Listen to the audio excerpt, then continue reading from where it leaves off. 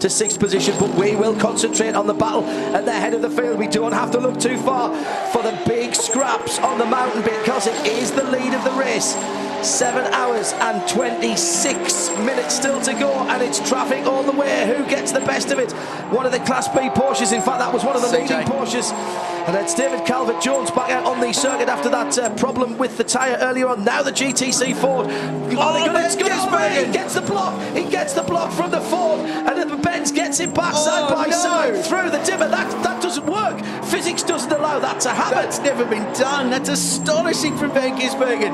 How he kept it out of the fence, I don't know, but he got boxed in by the Mark Focus and holds on to second place, but was inches away from fencing that car.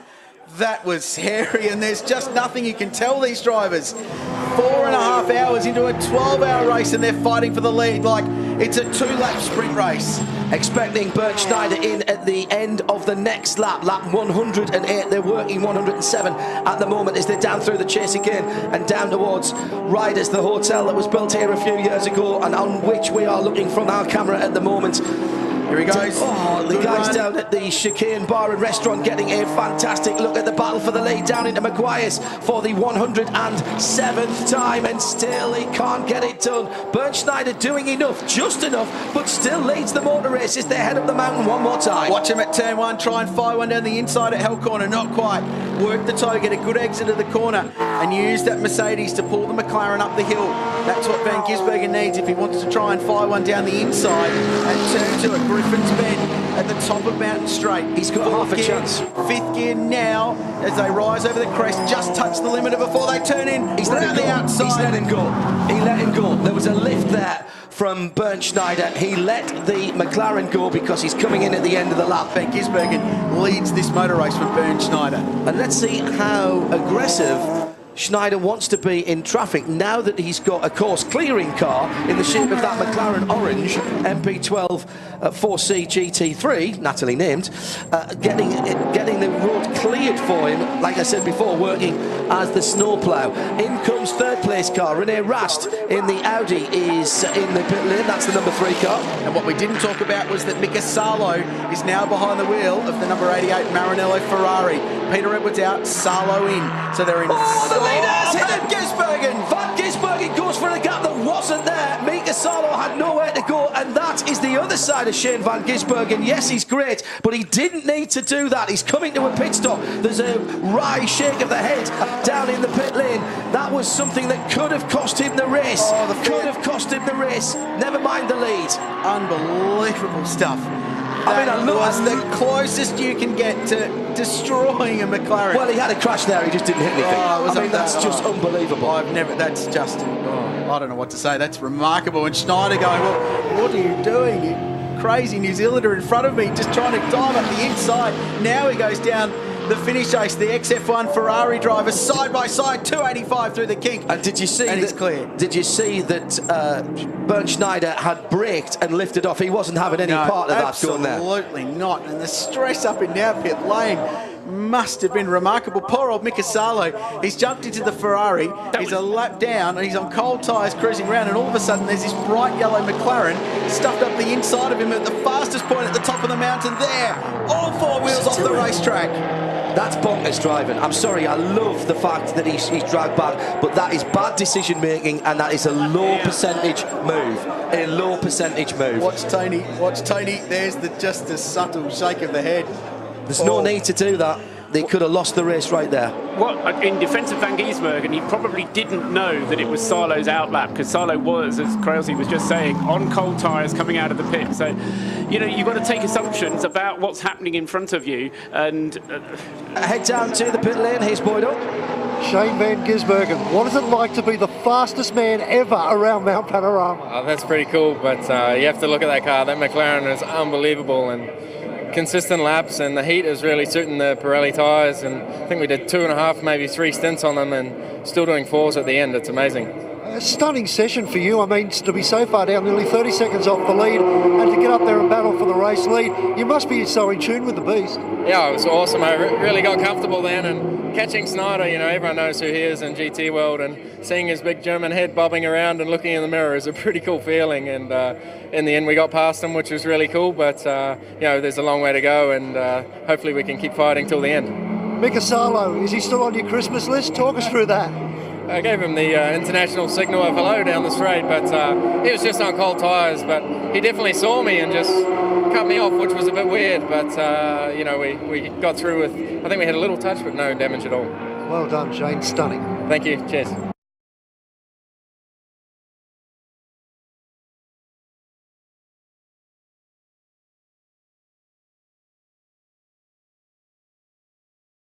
Cars are coming across top of the mountain, and just keeping an eye on Twitter at the moment, and there is the most Bentley tweet I can possibly imagine here. I'm going to read it out verbatim. Let's be clear, staying ahead of Lawrence Fanter is a very tricky thing. We can be sure that Matt Bell Racing will be trying his hardest. Yes. Well done, Bentley. There has been a cracking social interaction between the teams, the drivers, the manufacturers, and of course you, the audience, across the weekend here and throughout the day here. Live and free on 7, bringing you unrivaled access to the Summer Classic and the first big Australian event in motorsport. Lights are out. This summer, the lights are out on the safety car. And now Matt Bell has got to go from cruise mode into qualifying mode with nothing in between. When you go to work on a morning, you probably have a cup of coffee, read the newspaper and chat with your friends. There's none of that here. It's straight into it for Matt Bell. He's got to turn it straight on. No warm-up, no stretching. Get the brain into gear. Make sure you're ready to go. We are going to green this time around. The AMG Mercedes-Benz safety car is gone. Matt Bell, the man from Newcastle, behind the wheel of the Bentley, has Laurent Vantour, the fastest man ever over the top of the mountain, and the fastest time ever recorded by that Audi in second place. We're going to the flag now here on 7, live and free from Bathurst. Mount Panorama delivers again another nail-biting finish, and the V8 Bentley starts to rev. We've got the best drivers in the world right here, right now, racing for 2015's first big Australian prize, and Matt Bell defends into Hell Corner for the first time, but he goes a little wide, and Vantour tries to do the over and under. He's got a tiny bit of overlap. He's going to try and come Buffalo Gals round the outside. If he can do that into Griffin's Bend, he deserves to win this race. He's pulled alongside. He's nosed ahead, but Bell on the inside surely can hold on. The big Bentley has got to break super late. He's offline though. Can he hold on to it? This is magnificent stuff. And watch the second of the cars behind. That's not in the fight for the lead, but he could get involved in it if they're not careful. That was cool driving by both. Carbon copy of 2015. Squeeze the car on the outside wide to the curb, and you will have the right of way on the inside line. It is the place to be there, but you've got to go brave and deep up into Griffin's Bend. Great defensive driving by Matt Bell, but Lawrence Vantour has been the fastest driver all weekend, continues to apply the pressure. We go back 7 cars to find the Nissan G, 5 cars. He's already got 2 to find the Nissan GTR, but look how good the Audi R8 is across the top. That's been its key strength all weekend long. So I'm looking at Falcon Tyre's elbow for a move from Lawrence Vantour, because across the top, through the slow stuff and the aero stuff, is where this car has been its strongest. Watch it down here. Key overtaking opportunity down the outside, but Bell defends. Vantour will have a good run down the straight, and there's nothing between these two in a straight line. Remember what the teammates to Laurent Vantour in that Audi was saying. They've lost a bit of top end since it got warmer here. The Bentley seems to gain a bit. And don't forget Chio-san in the 35. He is catching. I saw the headlights there in the background. Looks stoic. Now just 4 positions between these two and the third place car. And Matt Bell is doing a lot of defending here. He's trying to get the temps up on the Michelin tyres and get this Bentley back in its operating window. He's already lighter drivers left coming down into the final corner at Maguire's, and all of this is backing the field up. And here comes Chio down the inside. He's going to be on the back of these guys in another lap, and if that, the way that's going at the moment, he's now only got 3 cars between him and this battle for the lead into Hell Corner and up Mountain Straight another time now. Will Matty Bell be able to hold on to it again? He takes the slightly defensive line. This time Van Toor stays behind and in the gap in the air. If Matt Bell keeps driving like this, Chio is going to be on this battle for the race lead. He will be there, and the Nissan will buy into it, and we'll have a 3-way fight for the race victory. This time, Van Toor sticks behind the leader. 1 car, it's that Audi. There he is. J-Mac Pem Racing Audi is in this. And it's a lapped car. It may be a deciding lapped car. It'll need to let Chio by very, very quickly. And the Nissan GTR has cruised on the leading battle. Slow out of the cutting and a nudge from the Audi. He gave the Bentley a whack there. Slow drive onto the top of the mountain, but it's helped the Bentley, if anything. And there's a car length between the two of them. It's like the old swing by when you're doing the velodrome racing, isn't it? Get your mate a little bit further up the road, and for once there's a bit of clear grey tarmac between the leader and second place man. Here comes Chio up on that lap Audi. Look, a couple of cars back as they go over the 7U Skyline area down into the S's. This is as much breathing space as Matt has had since the restart. Stefan Mucker not in the fight at the moment. He's he's catching up now to Chio, and he's only another second further back. You know, we could have 4 guys battling for this in half a lap's time. But who's going to be quickest down the mountain? Because all day it's been the Nissan. He's right there with that lapped car between. If he can pull past that, use that toe, he's going to be right with these two. He's through. Get into the final 10 minutes of this race.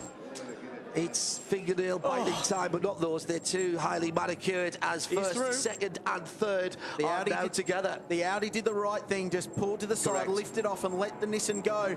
He is in this fight. How hard is Matt Bell driving car 10? You will not see a car more grip limited as that was across the top of Mount Panorama. Here comes Aston Martin too. He's just got 2 cars between him and the Nissan now. It could be 4 cars. It's going to be a quartet battling for this 2015 top step. Now is the time to take stock, to breathe in. What have you got left in the fast locker? It's time to open the bottom drawer, take it out and throw it at Mount Panorama. There's no sense in leaving it behind. Mucker is 2 cars back from this triple battle for the lead. Heading up Mountain Straight one more time. Here comes Chio in the Nissan. He's going to have to go the long way around. He's almost got the left wheels on the grass as they go up to Griffins. I think he's got alongside. He surely can't get through from there, but he'll cut back onto the right-hand side. Man, that Nissan's quick. Watch it down Conrod Straight, because we know the Audi isn't the fastest car in a straight line. No, and remember the patience that Chio showed earlier on going through traffic when he was in 3rd and 4th position.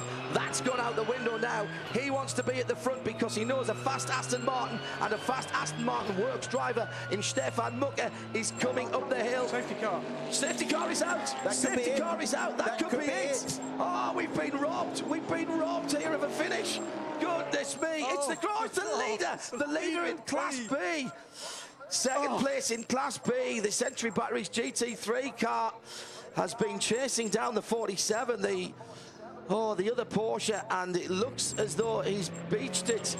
Oh, he's done it on his own as well, tried to take too much speed in, tyres not up to temps, and that car, without a snatch tractor down there, that car is stuck, and it looks like we may finish this one under full course caution.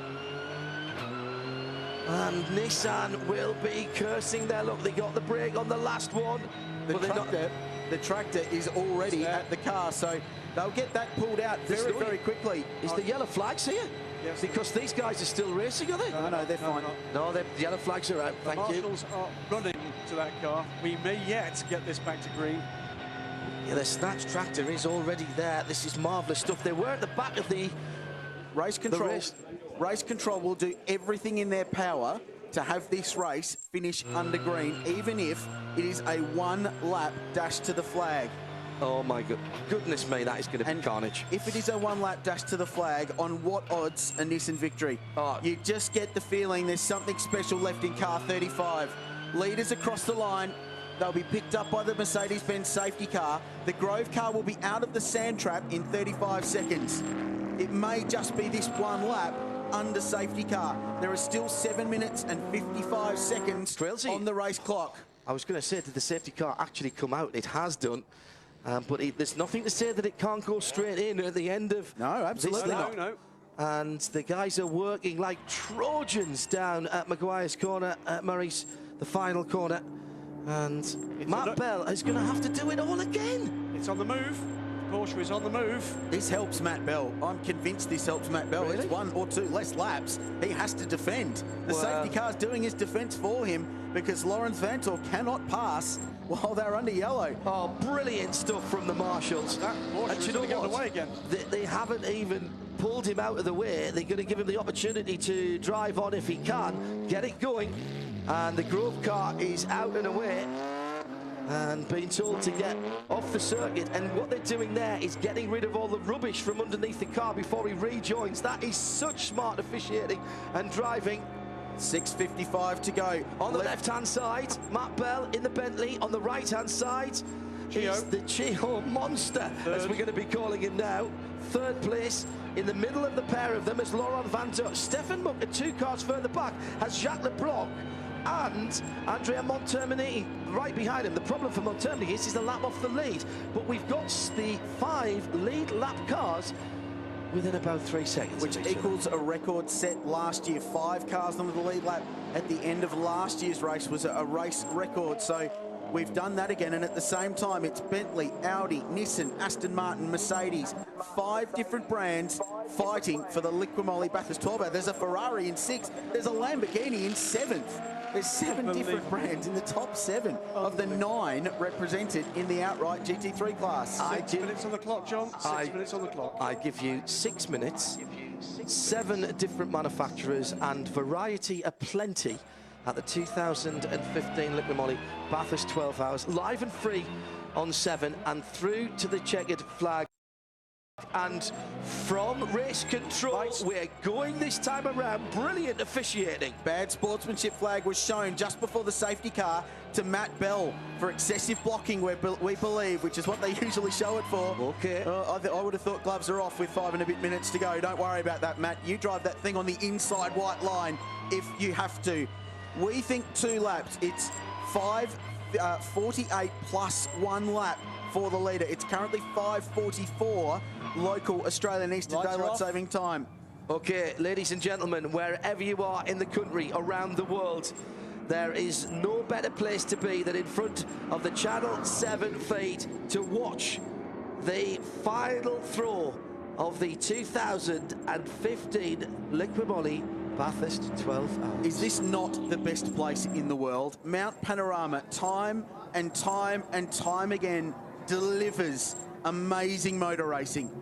4 and a bit minutes to go. 7 brands in the top 7, 5 fighting for victory after 12 of the most brutal hours you will ever see at this place. And 3 line astern as they come to what we hope will be the final green flag. Let's keep this green. Let's see this one. Guy Smith, they will never have seen anything like this. It's an honour and a privilege to be trackside now and calling this one for you as Matt Bell has to do it all again. The green flag's waving, but it's Matt Bell who's controlling the pace of the field.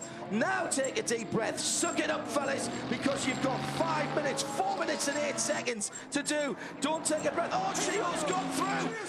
Brilliant piece of timing. If that stands, it's brilliant, and he's up into 2nd place. I don't think there was an overlap on the line, and he's going to go for the lead through Hell Corner. He's already in the slipstream of the big Bentley. The 2 biggest, widest, meanest, hairiest cars are going head to head on the mountain straight. This is astonishing stuff from Chio-san. The fiery young Japanese driver goes to the lead. That is remarkable. He's done 2 of them and not at Griffin Corner yet. 3:36 on the clock.